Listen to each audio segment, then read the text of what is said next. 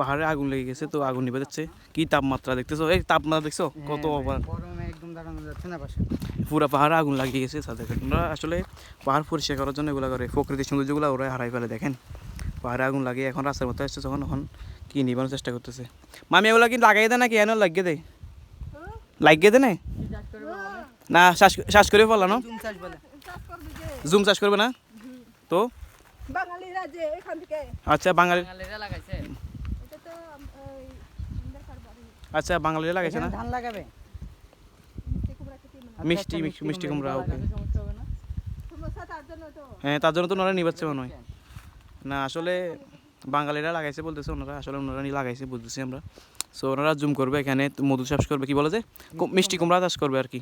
যাই হোক গাইস, ভিডিওটা শেয়ার করে দেন, শেয়ার করে অন্যদেরকে দেখার সুযোগ করে দেন।